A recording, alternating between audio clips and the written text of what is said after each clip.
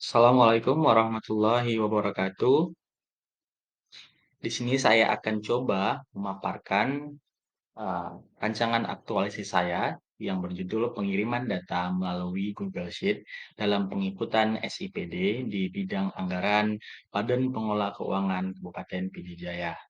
Di sini saya dipandu oleh mentor, oleh Bapak Erwin Saputra, dan dipandu oleh coach yaitu Ibu Yasnifa SPD MSI. Sebelum saya mulai menjelaskan, saya akan memperkenalkan diri saya terlebih dahulu.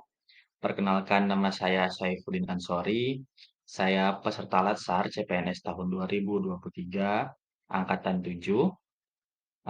NDH saya 10. Saya menempati jabatan verifikator anggaran di Badan Pengelola Keuangan Kabupaten Pidijaya. Saya sekarang berada di golongan 2C atau D3.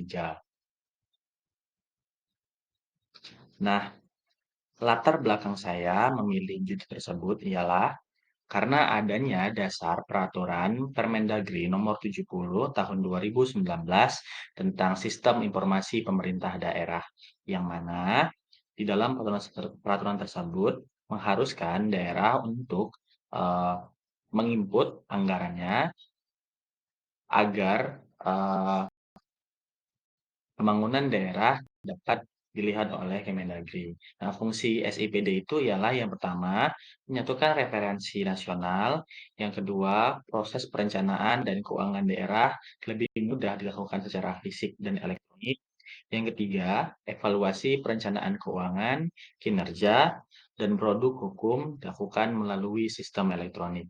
Yang keempat, database pembangunan dan keuangan nasional dan daerah. Sedangkan yang terakhir adalah analisis data daerah secara nasional dapat dilakukan lebih mudah. Selanjutnya, saya akan coba memaparkan kantor saya, yaitu Badan Pengelola Keuangan Kabupaten Pidijaya. Nah, Badan Pengelola Keuangan Kabupaten Pidijaya atau BPKK itu merupakan unsur pelaksana pemerintah di bidang pajak daerah, di bidang pengelola keuangan, dan aset yang dipimpin oleh kepala badan. Yang kedudukannya di bawah eh, pertanggungjawaban kepala daerah melalui sekretaris daerah. Dan visi misi dari Badan Pengelola Keuangan Kabupaten, yaitu visinya ialah terwujudnya pengelola keuangan dan aset daerah di Kabupaten Pidijaya yang wajar tanpa pengecualian. Sedangkan misinya, yang pertama ada mewujudkan anggaran daerah yang berbasis kinerja dan tepat waktu.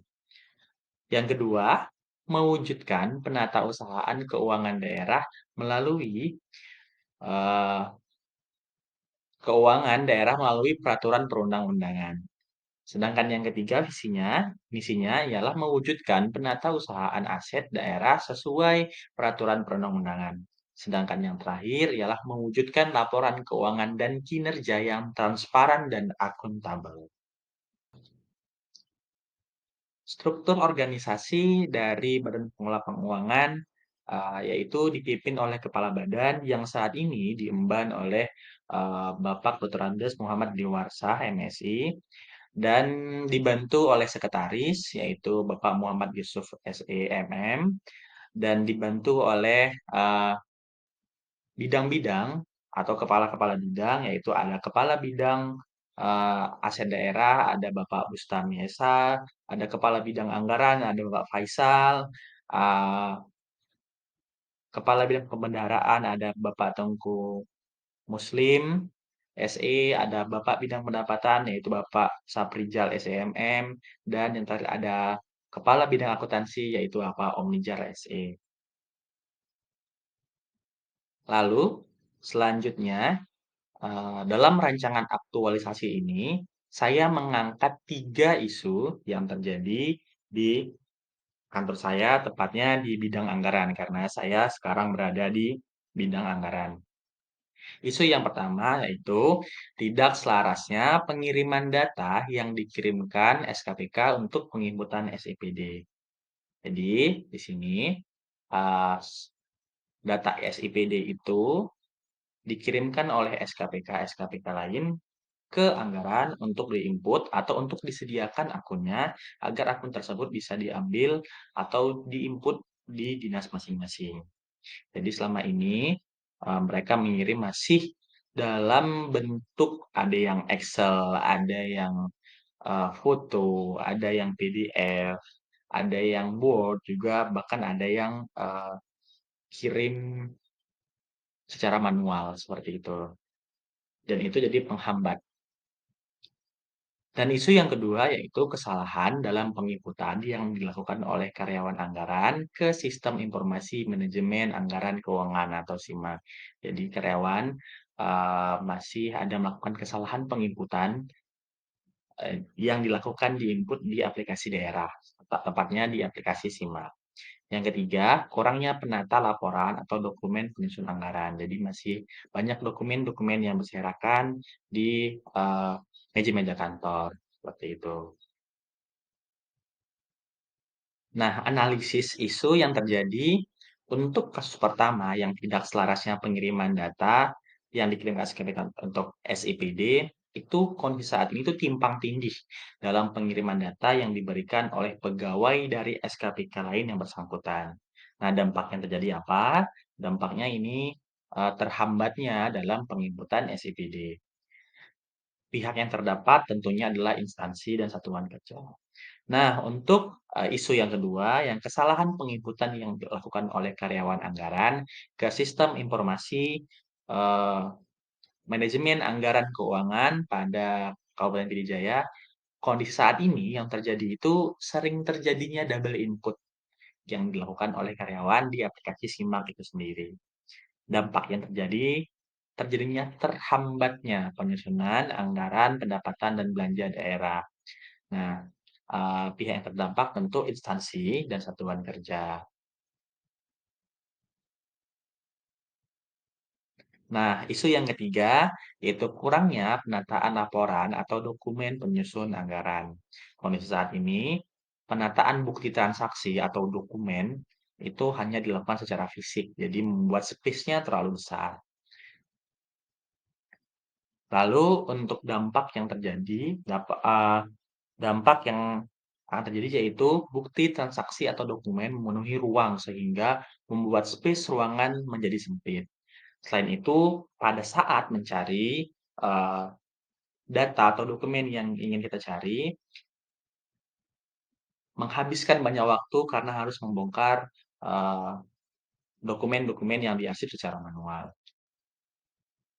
Pihak yang terdampak yaitu tentu saja ada satuan kerja. Nah, analisis yang saya gunakan untuk pemecahan, yang pertama ada analisis AKPK.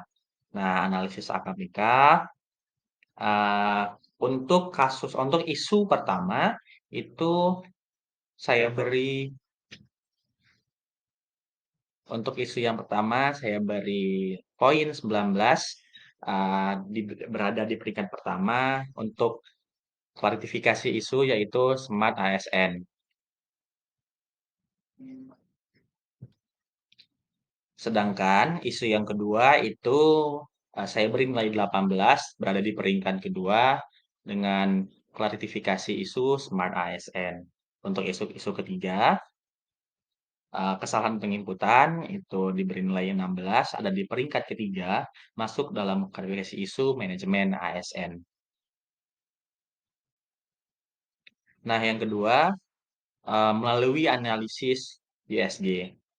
Eee, untuk poin pertama, tidak selarasnya pengiriman data yang dikirimkan SKPK, itu saya beri nilai 14, sedangkan isu kedua, kurangnya penataan laporan atau dokumen penyusunan anggaran, itu total nilai ada 13, sedangkan isu ketiga, kesalahan dalam penginputan yang dilakukan karyawan anggaran ke SIMAK, itu total nilai ada 11.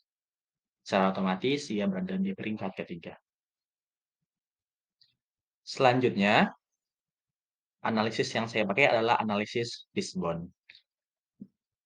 Untuk, penyebab dari tidak selarasnya pengiriman data yang dikirimkan SKPK untuk penginputan SIPD, yang pertama ada material. Nah, penyebabnya apa? Kit eee, Banyak menghabiskan waktu dalam penyerahan dokumen dan pengambilan dokumen, ketika ada koreksi, seperti itu. Yang kedua ada metode, metode itu yang terjadi masih adanya penyerahan dokumen secara manual atau fisik. Dan di metode juga ada belum adanya penyediaan penyerahan dokumen secara teratur atau secara rapi. Nah, untuk mesin, itu tidak memanfaatkan teknologi, sedangkan ada untuk atau orang, itu kurangnya potensi pegawai dalam memanfaatkan teknologi. Iya. Nah, selanjutnya saya akan, eee, memaparkan matriks aktualisasi saya. Kegiatan yang pertama, yaitu saya melakukan sosialisasi. Tahapannya apa? Nah, tahapannya saya melakukan konsultasi dengan mentor, terus saya, membuat undangan secara online. Nah, untuk konsultasi dengan mentor, output-nya saya memberikan foto. Untuk, tahapan yang kedua membuat undangan atau dari online itu output-nya adalah undangan dan daftar hadir. Sedangkan untuk tahapan yang ketiga, yaitu membuat bahan tayang, output-nya adalah bahan tayang. Tahapan yang keempat, yaitu, melakukan tanya jawab, output-nya lembaran notulensi. Sedangkan tahapan yang kelima yaitu membuat pretest atau posttest. Ini output-nya mendapatkan informasi ilmu yang diserap. Nah, untuk kegiatan yang kedua, yaitu menyediakan layanan Google Sheet. Jadi di sini saya mau membuat Google Sheet untuk mengumpulkan data-data tersebut. Nah, untuk tahapannya yang pertama saya membuat grup WhatsApp program seluruh SKPK. Output-nya apa? Output-nya tergabung dalam grup WhatsApp. Nah, tahapan yang kedua yaitu membagikan link Google Sheet ke dalam pengisian data. Output-nya terisinya data oleh terisinya data yang diinginkan untuk diinput ke SIPD oleh setiap SKPK. Tahapan selanjutnya yaitu mengerjakan dan memberikan laporan kepada SKPK terkait. Output-nya, SKPK terkait dapat mengecek data input. Nah, untuk tahapan yang keempat, itu mengkonsultasikan hasil kerja kepada mentor. Output-nya adalah foto.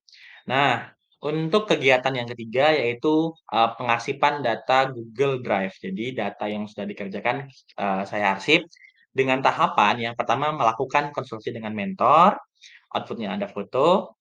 Yang kedua membuat Google Drive, output-nya, adanya akun Google Drive.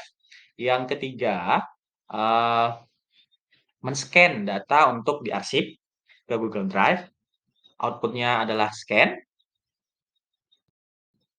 Sedangkan untuk tahapan yang terakhir, yaitu menyiapkan arsip hasil scan di, Google Drive. Jadi, setelah di-scan disimpan. Output-nya, informasi arsip, bisa diakses di Google Drive. Untuk kegiatan yang terakhir yaitu melakukan evaluasi.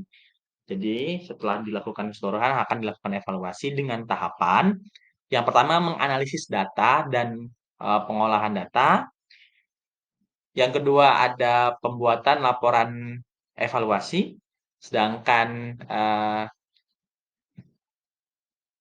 tahapan yang terakhir yaitu mengkonsultasikan hasil evaluasi dengan mentor. Nah, di sini ada rancangan jadwal aktualisasi, untuk kegiatan pertama ada di minggu minggu ketiga dan keempat di bulan Mei.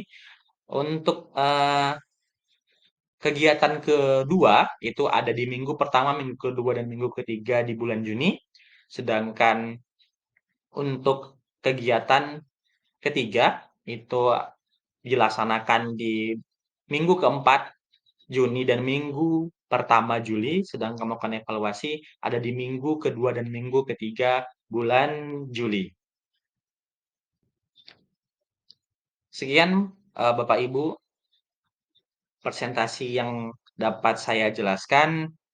Mohon maaf saya atas kesalahan dan kehilafan saya dalam menjelaskan. Terima kasih saya ucapkan. Wassalamualaikum warahmatullahi wabarakatuh.